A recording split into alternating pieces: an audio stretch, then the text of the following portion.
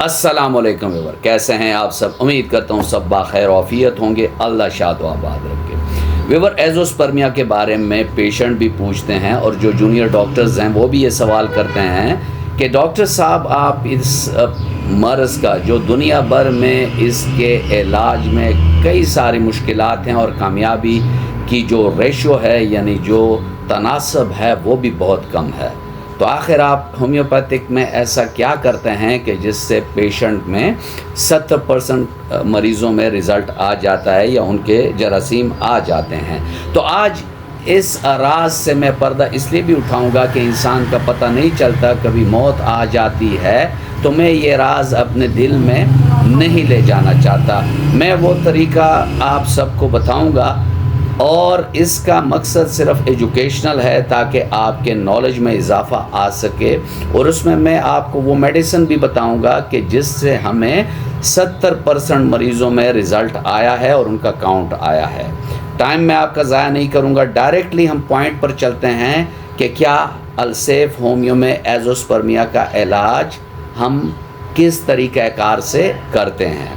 उसमें सबसे पहली बात जो है, जो भी मरीज़ आता है उसकी कंप्लीट रिपोर्ट्स होनी चाहिए, जिसमें सीमन एनालिसिस है, डुपलर टेस्टिकुलर अल्ट्रासाउंड होता है, LH, FSH और टेस्टोस्टेरोन की रिपोर्ट्स होती हैं। तो ये रिपोर्ट्स और उसके बाद जो सबसे अहम चीज़ हम करते हैं वो है केस टेकिंग, यानी मरीज़ की हम केस टेकिंग करते हैं। उसमें उससे पहले सवालात मयाज़म के लिए पूछे जाते हैं कि भाई कौन कौन से मयाज़मेटिक रेमेडीज़ हम पेशेंट को देनी हैं, क्योंकि मरीज़ का प्राइमरी मयाज़म जो निकलता है उसके से फॉर एग्ज़ाम्पल ये मैं मिसाल के तौर पर आपसे बात कर रहा हूँ कि उसका साइकोसिस मयाज़म आ रहा है तो मेडोरोनियम और तूजा से मेडिसिन स्टार्ट होनी है, या अगर सिफिलिस आ रहा है तो उसमें सेफेलेनियम है और मर्कसाल है। ट्यूबरकल मयाज़म है तो उसमें उसकी जो स्टार्ट है मेडिसिन का वो ट्यूबरक्लोनियम से हो सकता है। मतलब कहने का ये है कि जो मयाज़म मरीज़ का आएगा, और हर मरीज़ का तकरीबन मयाज़म अक्सर जुदा जुदा होता है। कभी बाज़ मरीज़ों में एक मरीज़ में भी वो मयाज़म आता है, दूसरे में भी आता है, लेकिन इसको प्रॉपरली डॉक्टर को चेक करना चाहिए कि आखिर वो कौन सा मयाज़म है कि इस पेशेंट का हम स्टार्ट ले सकें उन अद्वियात से। दूसरी जो चीज़ के स्टेकिंग में हम देखते हैं वो ये देखते हैं कि मरीज़ की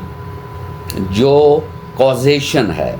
बचपन में मम्प्स हुए थे, कोई और टेम्परेचर हुआ था, या जवानी में उसको कोरोना हो गया था, या डेंगू हो गया था, या कोई और ऐसी बीमारी हो गई जिसमें उसने तरह तरह की मेडिसिन भी ली हैं और जिसकी वजह से उसकी जो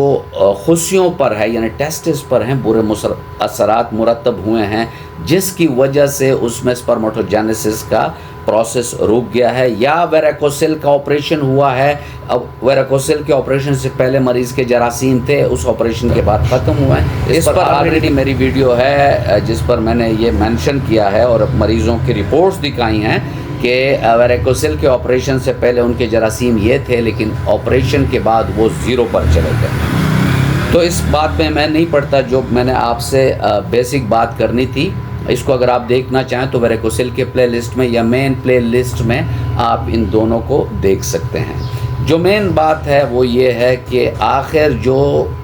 मायाज़मेटिक और काजेटिव रेमेडीज़ तो हम दे देते हैं, चोट की हिस्ट्री है, बीमारी है, अद्वियात के बदअसरात हैं, कोई रेज़ का इसमें अमल दखल है, मतलब बाज़ लोगों के एक्सरेज़ का काम होता है, सिटी स्कैन का काम होता है, कोई और काम होता है जिसकी वजह से उसकी बॉडी का एक्सपोजर होता है। ये रिसर्च स्टेशंस में जैसे एग्रीकल्चर वाले होते हैं तो वहाँ भी रेडिएशन ब्रीडिंग होती है, तो एक लंबा चौड़ा प्रोसेस है, या केमिकल्स की फैक्ट्रीज़ में है तो काजेशन में बहुत सारी काजेशन आती हैं। पेशेंट चर्स, हेरोइन या कोई भी नशा करता है, शराब पीता है, अफ्यून का इस्तेमाल करता है, तो काजेशन को भी मालूम करना पड़ता है और काजेशन के मुनासबत से उसको दवाई भी दी जाती है। अब वो मेडिसिन जो हम अपने जनरल मेडिसिन में यूज़ करते हैं एजोस्पर्मिया के पेशेंट में और उसके बेहतरीन रिज़ल्ट आए हैं, तो उसके लिए मैं आपको अपने दूसरे चार्ट पर लेकर चलता हूं, जिसमें आप वो अद्वियात, उसकी ताकत, उसकी मकदार और किस कंपनी के लेने चाहिए, कैसी दवाई लेनी चाहिए, और आखिर में मैं आपको वो टिप्स भी बताऊंगा कि इन पेशेंट को परहेज़ किन चीज़ों से रखना चाहिए। चलते हैं चार्ट पर। व्यूअर, आप इसमें देख सकते हैं कि इसमें जो पहली मेडिसिन है वो डामियाना 6X है, एग्नेसकास 6X है, नेफेल्यूटियो 6X है, पायोजियम अफ्रीकनम 1X है, योहेम्बेनियम 6X है, क्लैडियम सेक 30 है, जिनसिंग 6X है, सल्फेनामाइड जो है ये आप 12X में, और इसका तरीक़ाकार बहुत ही आसान है कि 5-5 कतरे हर दवाई से 1 गिलास नीम गर्म पानी में हर खाने से पहले दिन में 3 बार आप लेंगे। जैसे मैंने आपसे अर्ज़ किया कि हम ये भी बताएंगे कि हम परहेज़ क्या रखवाते हैं, तो इन मरीज़ों को हम परहेज़ रखवाते हैं तुरुश ग़िज़ा, सब्ज़ चाय, जो बाहर की कोल्ड ड्रिंक्स हैं, जो फास्ट फूड्स हैं, या जो केमिकल वाली ग़िज़ाएँ हैं, ब्रायलर मुर्गी और उसके अंडे, और कोई भी अचार या ऐसी तुर्शी वाली ग़िज़ाएँ जो हो गई हैं, ज़्यादा मुरगन ग़िज़ाएँ, बड़ा गोश्त, चावल, ये हम इसका बंद कर देते हैं। इन मरीज़ों को ज़्यादा इस्तेमाल के लिए हम ड्राई फ्रूट का बताते हैं कि ड्राई फ्रूट ज़्यादा लें, साथ में मछली का गोश्त लें, छोटा गोश्त लें, ख्वाह बकरे का हो, दुम्बे का हो, और अपने ग़िज़ा में सब्ज़ी और सलाद और मेवे का तनासब जो है वो ज़्यादा रखें। तो अल्हम्दुलिल्लाह इन चीज़ों पर जो लोग अमल करते हैं तो 100 में से 70 मरीज़ों के जरासीम आ जाते हैं, जिस पर वक्तन फ़वक्तन मैंने वीडियोस बनाई हुई हैं, जिसको आप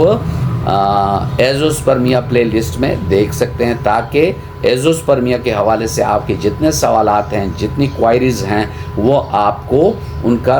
साइंटिफिक बुनियादों पर जवाब मिल सकें। व्यूअर्स, ये था आज का टॉपिक, और मैं उम्मीद करता हूँ कि वीडियो आपको अच्छी लगी होगी। अगर वीडियो अच्छी लगी है तो लाइक शेयर का बटन ज़रूर दबाइएगा, ताकि ये मुफीद मालूमात सबको मिल सकें। मिलते हैं किसी ऐसी अच्छी वीडियो में, तब तक के लिए इजाज़त, अल्लाह हाफ़िज़।